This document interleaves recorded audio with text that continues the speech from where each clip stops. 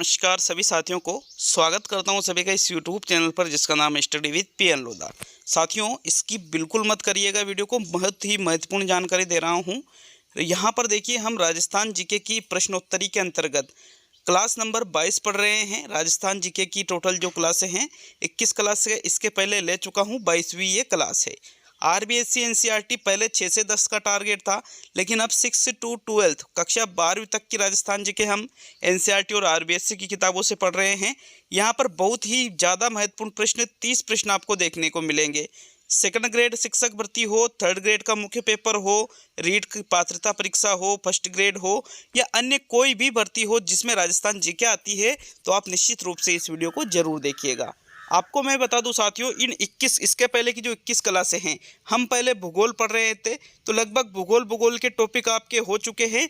लेकिन आपने देखा होगा कि एक ही टॉपिक अलग अलग किताबों में आपको मिल जाएगा और मैंने एक ही किताब से पढ़ाया, तो वो जो अलग अलग किताबों में जो टॉपिक है उस टॉपिक से जो प्रश्न अलग बनते हैं उसकी सीरीज हमने ये चालू की है।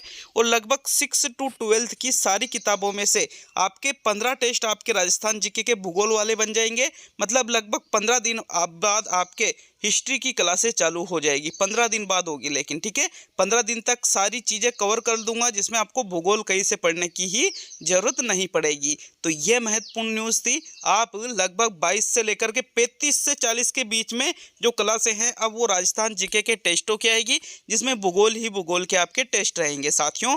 और बिल्कुल ऑथेंटिक किताबों से, आरबीएससी से और एनसीईआरटी से ऑथेंटिक चीज़ें, प्रमाणिक चीज़ें आपको मैं पढ़ाने वाला हूं। तो चलिए वीडियो को शुरू करते हैं। मैंने पहले ही बोल दिया था, बहुत से लोग कह रहे थे कि सर जब पूरा करना ही नहीं था राजस्थान जीके का कोर्स तो शुरू क्यों किया। तो सीधा मैंने आपको पहले भी बोल दिया था कि अभी मेरे एग्ज़ाम चल रहे थे, तो उसी के संदर्भ में ये बीच में थोड़ा गैप आया था और लगभग एक आध दिन का और गैप आएगा। उसके बाद में रेगुलर आपको क्लासें मिलेगी, बिल्कुल रेगुलर। फिर उसके बाद कोई भी गैप नहीं आएगा साथियों, क्योंकि उसके बाद मेरे एग्ज़ाम ख़त्म हो जाएंगे। तो आप निश्चित रहिएगा, आपको राजस्थान जीके चाहे वो जियोग्राफी हो, हिस्ट्री हो, आर्ट एंड कल्चर, कुछ भी हो, आपको पूरा पढ़ाया जाएगा। चलिए वीडियो को शुरू करते हैं। प्रश्न नंबर 1 देखेंगे, किस विकल्प में सही युग्म नहीं है? योद्दई गंगानगर, स्वर्णगिरी जालोर, मेवाड़ उदयपुर चित्तौड़गढ़ और विराट या बेराट डूंगरपुर बांसवाड़ा। मतलब ये जो विकल्प दे रखे हैं साथियों, यहाँ पर देखिए ये पुराने नाम हैं, ठीक है, पुराने नाम और आधुनिक नाम। आप जैसे यूँ मान लीजिए, जो गंगानगर है पहले इसको योद्दई के नाम से जाना जाता था, स्वर्णगिरी है उसको मतलब जो जालोर है उसको स्वर्णगिरी के नाम से जाना जाता था, जो उदयपुर चित्तौड़गढ़ वर्तमान में है इसको मेवाड़ क्षेत्र कहते थे, और जो विराट बेराट डूंगरपुर बांसवाड़ा, मतलब यह आपको यूँ देखना है कि सही युग्म कौन सा नहीं है। तो साथियों पहले प्रश्न में आपको ये देखना है आपका पहला, दूसरा, तीसरा या चौथा कौन सा विकल्प आपका सही रहेगा। तो देखो इसका जो सही उत्तर होगा वो रहेगा विकल्प नंबर 4। विराट अथवा बेराट नगर डूंगरपुर या बांसवाड़ा को नहीं कहा जाता था साथियों, ठीक है। यहाँ पर गंगानगर को योद्दई कहा जाता था और जालोर को स्वर्णगिरी कहा जाता था, उदयपुर चित्तौड़गढ़ ये मेवाड़ कहा जाता था, लेकिन डूंगरपुर बांसवाड़ा को विराट या बेराट नहीं कहा जाता था। किसको कहा जाता था? विराट या बेराट अलवर व जयपुर को कहा जाता था। किसको? अलवर व जयपुर जो वर्तमान में है, इस जगह को प्राचीन समय में विराट या बेराट नगर के नाम से जाना जाता था, और जो डूंगरपुर बांसवाड़ा वर्तमान समय में है इसको वांगड़ के नाम से कहा जाता था। किस नाम से जाना जाता था? वांगड़ के नाम से इसको जाना जाता था, ठीक है। चलिए आगे बढ़ते हैं। यहाँ पर चौथा विकल्प आपका सही है। प्रश्न संख्या 2 पे आते हैं। आपके दूसरा प्रश्न है, ब्रिटिश काल में राजस्थान को किस नाम से जाना जाता था? रायथन, राजतन, राजपुताना और इनमें से कोई भी नहीं। तो इनमें से कोई नहीं वाला विकल्प हम यहाँ से हटा देते हैं। ब्रिटिश काल के समय में राजस्थान को जिस नाम से जाना जाता था वो है राजपुताना। किस नाम से जाना जाता था राजस्थान को? राजपुताना के नाम से जाना जाता था। मोस्ट इंपोर्टेंट है, एक एक प्रश्न बिल्कुल प्रमाणिक है। आप निश्चित होकर के इन चीज़ों को पढ़ सकते हो, नोट्स बना सकते हो। पीडीएफ भी मैं टेलीग्राम चैनल पर इसकी डालता रहता हूँ। स्टडी विद पीएन लोधा के नाम से ही टेलीग्राम चैनल है, 15,000 से ज़्यादा लोग उसमें जुड़े हुए हैं साथियों। थर्ड विकल्प आपके दूसरे प्रश्न में सही है।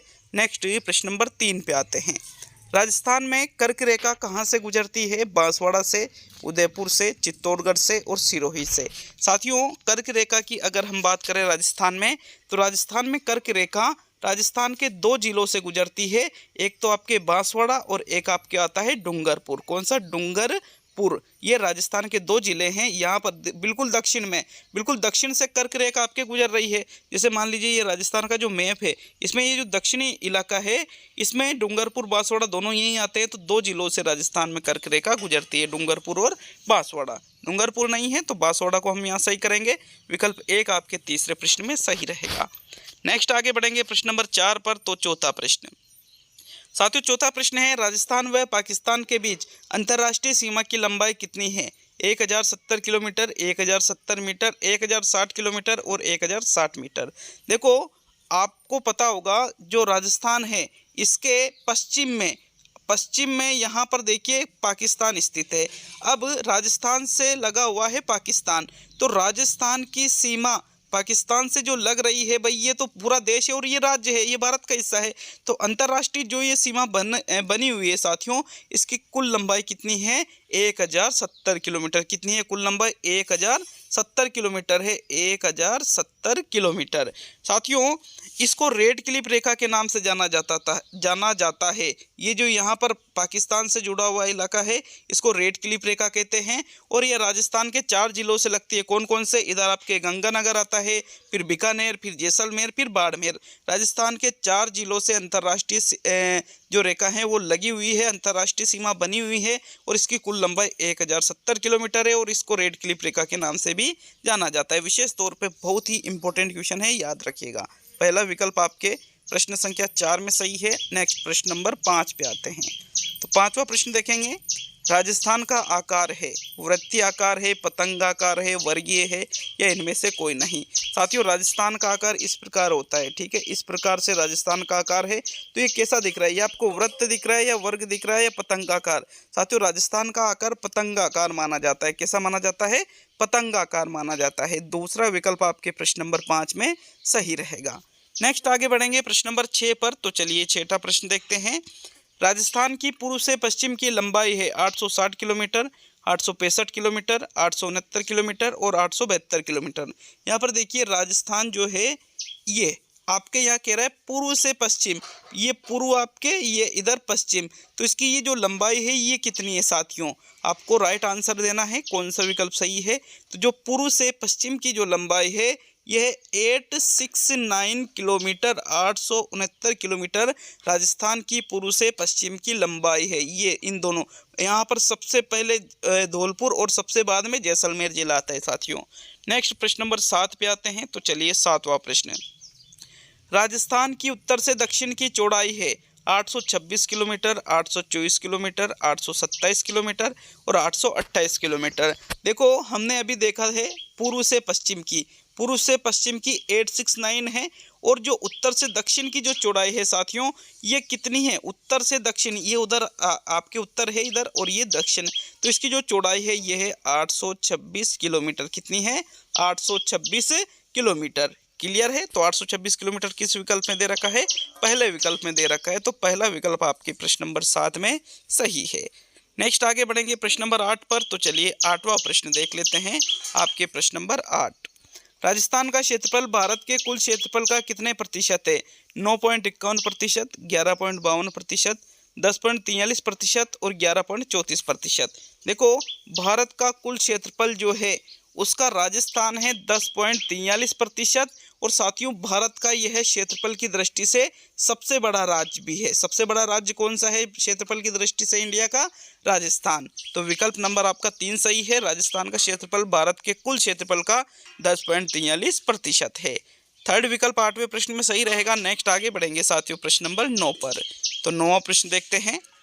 राजस्थान का अधिकांश पश्चिमी भाग अवशेष है टिथीज महासागर का, गोंडवाना लैंड का, दोनों का और इनमें से कोई भी नहीं। साथियों, राजस्थान का अधिकांश पश्चिमी भाग, देखिए पश्चिमी भाग में आपके राजस्थान में क्या आता है? रेगिस्तान आता है। इधर फुल रेगिस्तान है इधर।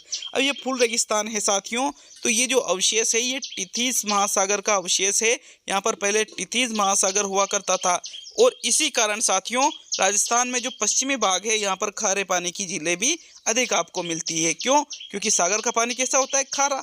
तो उसका अवशेष माना जाता है किसका? टिथीज महासागर का। विकल्प 1 आपके सही है साथियों प्रश्न संख्या 9 में। नेक्स्ट आगे बढ़ेंगे प्रश्न संख्या 10 पर। तो चलिए 10वें प्रश्न की ओर बढ़ते हैं। वीडियो अच्छा लगे तो वीडियो को लाइक और वीडियो को शेयर जरूर करिएगा। राज्य की मुख्य जल विभाजक रेखा कौन सी है? थार का रेगिस्तान, हाड़ौती का पठार, पूर्वी मैदान और अरावली पर्वतमाला। अगर हम देखें मैप के माध्यम से तो आपके ये रहा राजस्थान। ठीक है, मैं आपको इसी प्रकार से समझाने वाला हूँ। थार का रेगिस्तान आपके इधर पड़ जाता है, हाड़ौती का पठार आपके इधर पड़ जाता है साथियों। फिर पूर्वी मैदान आपके यहाँ पर है, पूर्वी मैदान, ये इधर पूर्वी मैदान है आपके। और फिर एक है अरावली पर्वतमाला जो यहाँ से गुजर रही है। तो जो मुख्य जल विभाजक रेखा है वो है अरावली पर्वतमाला। कौन सी है? अरावली पर्वतमाला। यह राजस्थान को दो भागों में विभाजित कर देती है। इधर रेगिस्तान वाले इलाके में कम बारिश होती है और इधर जो अरावली पर्वतमाला के इधर वाला जो भाग है इसमें ज़्यादा वर्षा होती है साथियों। तो यहाँ पर आपका फोर्थ विकल्प सही है प्रश्न 10 में। नेक्स्ट आगे बढ़ेंगे साथियों प्रश्न नंबर 11 की ओर। चलिए 11वां प्रश्न देखेंगे। आपको बता दूं, मैंने पहले ही आपसे बोल रखा है, आप बिल्कुल निश्चित रहिएगा। 100 तो कला से और 100 राजस्थान जीके के टेस्ट, एनसीईआरटी आरबीएससी कक्षा 6 से 12, याद रखिएगा। 100 साइकोलॉजी के टेस्ट, 100 हिंदी के टेस्ट, 100 टीचिंग मेथड के टेस्ट बिल्कुल निःशुल्क इस यूट्यूब चैनल पर आपको मिल रहे। अब आप में से कुछ लोगों ने नीचे एक बार मुझे कमेंट किया था कि ये सभी पढ़ा जाता है, ये इससे हिंदी पढ़ लो, साइकोलॉजी पढ़ लो, शिक्षण विद्या पढ़ लो। किसी ने अंग्रेजी के लिए भी कमेंट किया था कि अंग्रेजी भी पढ़ा रहा है। अरे भाई, अंग्रेजी तो कभी मैंने पढ़ा ही नहीं, इंग्लिश तो मेरी वीक है, लेकिन मेरी पकड़ है साइकोलॉजी, हिंदी, टीचिंग मेथड पर, तो उनको तो मैं पढ़ाता हूँ। आपने पिछले वीडियो मेरे देखे नहीं होंगे शायद, ठीक है। और उसके अलावा ये राजस्थान जी के तो मैं आपकी सुविधा के लिए, आप इस चीज़ को कम से कम 2 से 3 हज़ार रुपये, क्या 8-10 हज़ार रुपये में भी नहीं खरीद पाओगे इन चीज़ों को, जो कक्षा 6 से 12 वाली है, प्रमाणिक चीज़ें साथियों। इसके लिए आप पैसे दोगे, निःशुल्क दे रहा हूँ, तो इसमें कोई बुराई है क्या? मुझे तो नहीं लगता है। लेकिन फिर भी अगर बुरा है तो चलिए राजस्थान जी के बंद भी कर सकते हैं, हम उन्हीं चीज़ों पे भी आ सकते हैं। तो आप नीचे कमेंट जरूर करिए इसके लिए साथियों। 11वां प्रश्न है, पश्चिमी राजस्थान के रेगिस्तान में कितने प्रकार के बालू के टीले पाए जाते हैं? 1, 2, 3 और 4। यहाँ पर देखिए, पश्चिमी राजस्थान में जो रेगिस्तान है इसमें बालू रेत है, ठीक है। बालू रेत में टीले बनते हैं साथियों। अब वो जो टीले बनते हैं उसके कितने प्रकार होते हैं? 3 प्रकार होते हैं। थर्ड विकल्प आपके 11वें प्रश्न में सही है। अब वो 3 प्रकार कौन कौन से होते हैं उसको भी देखते हैं। ये बालू के टीले 3 प्रकार के हैं। एक प्रकार है बरखान, एक प्रकार है अनुप्रस्थ और एक प्रकार है अनुदैर्घ्य। ये तीनों ही प्रकार बालू के टीलों के हैं। तो यहाँ पर थर्ड विकल्प सही है। अब बरखान, अनुप्रस्थ, अनुदैर्घ्य, इसके बारे में भी हम चर्चा नीचे के प्रश्नों में करने वाले हैं। तो चलिए बढ़ते हैं प्रश्न नंबर 12 पर साथियों। 12वां प्रश्न है, तो प्रश्न संख्या 12 है, प्रचलित पवन के समानांतर बने टीले कहलाते हैं बरखान, अनुप्रस्थ, अनुदैर्घ्य और इनमें से कोई नहीं। प्रचलित पवन के समानांतर साथियों, जिधर पवन चलती है उधर जो टीले बनते हैं रेगिस्तान में, उनको अनुदैर्घ्य टीले के नाम से जाना जाता है। थर्ड विकल्प आपके 12वें प्रश्न में सही है। नेक्स्ट बढ़ेंगे प्रश्न संख्या 13 की ओर। तो 13वां प्रश्न देखेंगे। आपके प्रश्न नंबर 13 है, वायु की दिशा के लंबवत बने टीले कहलाते हैं बरखान, अनुप्रस्थ, अनुदैर्घ्य और इनमें से कोई नहीं। तो कोई नहीं विकल्प हम हटा देते हैं। अभी हमने ऊपर वाला प्रश्न क्या देखा था कि वायु के समानांतर जो टीले बनते हैं उनको तो अनुदैर्घ्य कहते हैं, और वायु के जो लंबवत दिशा में जो टीले बनते हैं उनको अनुप्रस्थ कहा जाता है। दूसरा विकल्प आपके प्रश्न संख्या 13 में सही है। नेक्स्ट बढ़ते हैं प्रश्न संख्या 14 की ओर। तो चलिए 14वां प्रश्न देख लेते हैं। आपके प्रश्न नंबर 14 है, अर्धचंद्राकार टीले कहलाते हैं बरखान, अनुप्रस्थ, अनुदैर्घ्य और इनमें से कोई नहीं। साथियों 14वें प्रश्न में देखो, अनुदैर्घ्य और अनुप्रस्थ तो हमने कर लिया। यहाँ पर जो अर्धचंद्राकार मतलब जो चांद होता है आधा, ठीक है, आधा चांद, इस प्रकार के जो टीले बनते हैं साथियों, इस प्रकार के अर्धचंद्राकार जो टीले बनते हैं उनको बरखान के नाम से जाना जाता है। विकल्प 1 आपके प्रश्न नंबर 14 में सही है। नेक्स्ट आगे बढ़ेंगे प्रश्न संख्या 15 पर। चलिए 15वां प्रश्न देख लेते हैं। आपका प्रश्न नंबर 15, राजस्थान का सबसे पूर्वी जिला कौन सा है? भरतपुर है, अलवर है, धौलपुर है और करौली है। देखो राजस्थान के मैप में जो सबसे पूर्वी जिला है, सबसे पूर्वी जिला, पूर्व किधर है? इधर सबसे पूर्वी जिला कौन सा है साथियों? धौलपुर है। तो यहाँ पर जो धौलपुर वाला विकल्प है किस विकल्प में दे रखा है? तीसरे विकल्प में दे रखा है। राजस्थान का सबसे पूर्वी जिला धौलपुर है। थर्ड विकल्प आपके प्रश्न नंबर 15 में सही रहेगा। नेक्स्ट आगे बढ़ेंगे प्रश्न नंबर 16 पर। तो चलिए 16वां प्रश्न, एक चीज और है, क्षेत्रफल की दृष्टि से ये सबसे छोटा भी है, जबकि जो सबसे पश्चिमी जिला है जो जैसलमेर साथियों, यह क्षेत्रफल की दृष्टि से सबसे बड़ा भी है। तो दोनों चीजें याद रखनी है, सबसे पूर्वी जिला धौलपुर है जो क्षेत्रफल की दृष्टि से सबसे छोटा है, सबसे पश्चिमी जिला जैसलमेर है जो क्षेत्रफल की दृष्टि से सबसे बड़ा है। क्लियर है सभी के ये चीजें। नेक्स्ट बढ़ते हैं प्रश्न नंबर 16 पर। 16वां प्रश्न है, बालूमयी शुष्क मैदान में खारे पानी के छिछले क्षेत्र हैं जिनको कहा जाता है मौसमी नदियां, परिहारा, जलाधिक्य और रन। साथियों, बालूमयी शुष्क मैदान जहां पर राजस्थान में 0 से 25 सेंटीमीटर वर्षा होती है, औसत वर्षा वार्षिक रूप से, तो वहां पर जो खारे पानी के जो छिछले क्षेत्र है उसको क्या कहा जाता है साथियों, उनको रन कहते हैं। क्या कहते हैं उनको? रन। विशेष तौर के रन के मैदान, आपने पढ़ा होगा इस चीज को भी। चौथा विकल्प आपके 16वें प्रश्न में सही है, याद रखिएगा इस प्रश्न को भी विशेष रूप से। चलिए आगे बढ़ेंगे अब हम प्रश्न नंबर 17 पर। तो 17वां प्रश्न देखते हैं। प्रश्न संख्या 17 है आपके, पंचपदरा झील है, खारे पानी की झील है, मीठे पानी की झील है, दोनों की है और इनमें से कोई नहीं। तो इनमें से कोई नहीं तो नहीं होगा। खारे पानी की झीलें अलग होती है, मीठे पानी की झीलें अलग होती है, तो फिर दोनों वाला विकल्प भी गलत है। साथियों, पंचपदरा एक खारे पानी की झील है, न कि मीठे पानी की, अर्थात विकल्प नंबर 1 आपके 17वें प्रश्न में सही है। तो चलिए आगे बढ़ेंगे प्रश्न नंबर 18 पर। आपके 18वां प्रश्न देखेंगे। प्रश्न संख्या 18, घग्गर का मैदान फैला हुआ है करौली व अलवर में, हनुमानगढ़ व गंगानगर में, बाड़मेर व बीकानेर में और दौसा व भरतपुर में। साथियों, घग्गर का मैदान आपके राजस्थान में जो उत्तरी भाग है, उत्तरी भाग इधर ये वाला भाग, इधर घग्गर नदी है जो कि आंतरिक प्रवाह वाली नदी, आंतरिक मतलब जमीन के अंदर बहने वाली नदी है, और इसके अंतर्गत 2 जिले आते हैं, एक तो हनुमानगढ़ और एक और गंगानगर। विकल्प नंबर आपका जो 2 है ये सही है। घग्गर का मैदान राजस्थान में हनुमानगढ़ और गंगानगर जिले में फैला हुआ है। चलिए नेक्स्ट बढ़ेंगे प्रश्न नंबर 19 पर। तो 19वां प्रश्न, राजस्थान की मुख्य व प्राचीनतम पर्वतमाला है विंध्याचल पर्वतमाला, हिमालय पर्वतमाला, अरावली पर्वतमाला और इनमें से कोई नहीं। तो चलिए कोई नहीं विकल्प को हम हटा देंगे, क्योंकि कोई नहीं वाला विकल्प आपके एग्जाम में सही नहीं होता है। विशेष तौर पे याद रखिएगा, चाहे सेकंड ग्रेड भर्ती हो, चाहे फर्स्ट ग्रेड भर्ती हो, चाहे थर्ड ग्रेड का मुख्य पेपर हो, राजस्थान जी के सभी में आती है। और आपके यहाँ पर इसमें 1/3 माइनस मार्किंग भी होती है। तो चीज़ों को बिल्कुल स्पष्ट याद होना चाहिए, कंफ्यूज नहीं होना चाहिए, बिल्कुल स्पष्ट याद, क्योंकि अगर उत्तर गलत हो गया तो जो सही किए हैं उसमें से भी 1/3 नंबर आपके कट जाएंगे। वो खुद तो गलत है लेकिन दूसरे को भी लेकर जाएगा वो। तो यहाँ पर देखो, राजस्थान की जो मुख्य प्राचीन पर्वतमाला है वो है अरावली पर्वतमाला। थर्ड विकल्प आपके 19वें प्रश्न में सही रहेगा। चलिए आगे बढ़ेंगे प्रश्न संख्या 20 पर। तो 20वां प्रश्न देखते हैं, आपके प्रश्न नंबर 20वां प्रश्न है, अरावली पर्वतमाला का विस्तार है दक्षिण पश्चिम से उत्तर पूर्व की ओर, उत्तर पूर्व से दक्षिण पश्चिम की ओर, पूर्व से पश्चिम की ओर और पश्चिम से पूर्व की ओर। साथियों, आपकी जो अरावली पर्वतमाला है, राजस्थान में अरावली पर्वतमाला इधर से जा रही है, ठीक है, इधर से।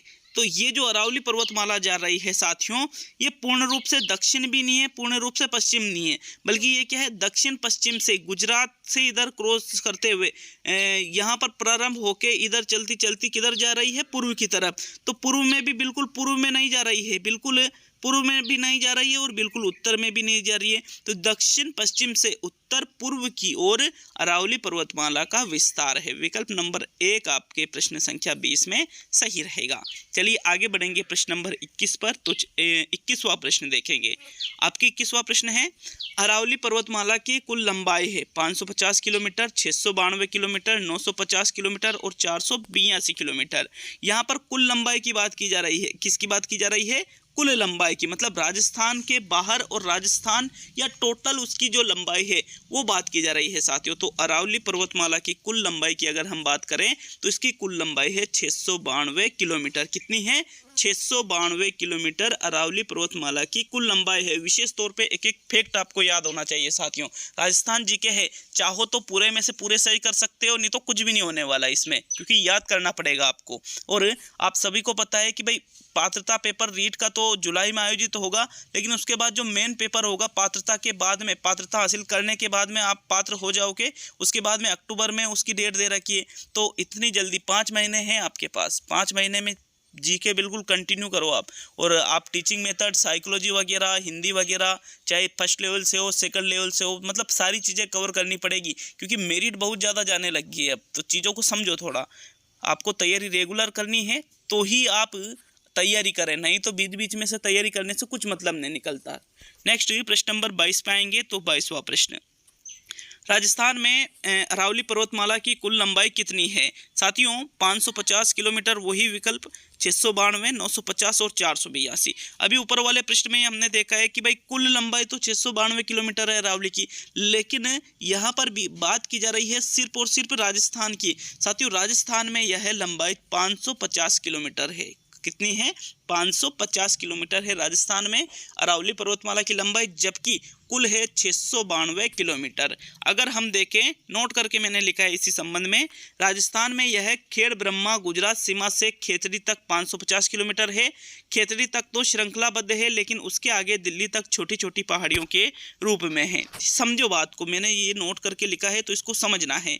यहाँ से राजस्थान में खेड़ ब्रह्मा गुजरात सीमा से लेकर के और खेतड़ी झुंझुनू तक राजस्थान में यह 550 किलोमीटर है। अब इसके बाद में तो अरावली पर्वतमाला बिल्कुल श्रृंखलाबद्ध है, लेकिन इसके आगे जैसे हम बढ़ते हैं साथियों, तो ये छोटे छोटे पहाड़ आपको आगे देखने को मिलेंगे, बिल्कुल लगातार देखने को नहीं मिलेगी। और कहाँ तक मिलेगी? दिल्ली तक छोटी छोटी पहाड़ियाँ इसकी स्थित है अरावली पर्वतमाला की। ठीक है, चलिए अगला प्रश्न देखेंगे, प्रश्न नंबर 23। अरावली पर्वतमाला का मुख्यतः विस्तार राजस्थान में कितने जिलों में है? 5 जिलों में, 7 जिलों में, 9 जिलों में और 11 जिलों में। तो देखो मुख्य रूप से राजस्थान में जो अरावली पर्वतमाला है राजस्थान के 9 जिलों में विस्तारित है। साथियों कितने जिलों में विस्तारित है? 9 जिलों में विस्तारित है। और वो 9 जिले कौन कौन से हैं आपके? हैं सिरोही, उदयपुर, राजसमंद, अजमेर, जयपुर, दौसा, अलवर, सीकर और खेतड़ी झुंझुनू तक। खेतड़ी कहाँ पड़ती है? झुंझुनू जिले में। तो इस प्रकार राजस्थान में अरावली पर्वतमाला का मुख्यतः विस्तार कितने जिलों में है? 9 जिलों में। 1 2 3 4 5 6 7 8 9 9 ही जिलों के मैंने यहाँ पर नाम भी लिख दिए हैं। तो आप एक चीज़ को, मतलब जितना ज़्यादा हो सकता है उतना ज़्यादा कर रहा हूँ, लेकिन फिर भी कुछ ना कुछ कमियाँ तो कोई बात नहीं, कमियाँ निकालना भी चाहिए। कमियाँ निकालोगे तो उसमें और निखार आएगा। साथियों बहुत बहुत धन्यवाद दूंगा कमियाँ निकालने के लिए, और ज़्यादा बेटर तरीके से आपके लिए चीज़ें मैं लेकर आऊँगा। चलिए आगे बढ़ेंगे प्रश्न नंबर 24 की ओर। तो 24वां प्रश्न, अरावली पहाड़ी क्षेत्र की औसत ऊंचाई कितनी है? 910 मीटर, 920 मीटर, 921 मीटर और 930 मीटर। देखो जो अरावली पहाड़ी क्षेत्र है इसकी औसत ऊंचाई पूछी जा रही है साथियों। इसकी औसत ऊंचाई है 930 मीटर। कितनी है? 930 मीटर इसकी औसत ऊंचाई है। विशेष तौर पे इसको भी आपको याद रखना है, बहुत ही इंपॉर्टेंट है ये चीज़ें। 4th विकल्प आपके 24वें प्रश्न में सही है। अगला प्रश्न देखेंगे 25वां प्रश्न। तो चलिए 25वां प्रश्न देख लेते हैं। आपके प्रश्न नंबर 25, अरावली पहाड़ी क्षेत्र को मुख्यतः कितने भागों में बांटा गया है? 1 2 3 और 4। साथियों जो अरावली पहाड़ी क्षेत्र है इसको मुख्य रूप से 3 भागों में बांटा गया है। कितने भागों में बांटा गया है? 3 भागों में। कौन कौन से हैं वो 3 भाग? एक तो आपके दक्षिणी अरावली है, एक मध्य अरावली है और एक उत्तरी अरावली है। समझो बात को, यहाँ पर ये जो अरावली पर्वतमाला है एक तो आपके मध्य अरावली है, एक आपके दक्षिणी अरावली है, एक आपके उत्तरी अरावली है। तो ये इस प्रकार इधर है थोड़ी, है ना। अब साथियों ये 3 भाग किसके हैं? अरावली पहाड़ी क्षेत्र है, इसको 3 भागों में बांटा गया है। अभी अरावली का टॉपिक भी आपके पूरा नहीं हुआ, कल वाला जो टेस्ट आएगा उसमें भी आपको यहाँ पर 25, आज तो 25 ही हुए, कल 30 प्रश्न आपको पूरे देखने को मिलेंगे साथियों। तो लगातार चैनल से जुड़कर रहिए, चैनल को सब्सक्राइब करिए, वीडियो अच्छा लगे लाइक शेयर करिए और नीचे बिल्कुल कमेंट में हमें अपनी राय जरूर बता के जाइए। तो मिलते हैं अगले वीडियो में। बहुत बहुत धन्यवाद सभी का।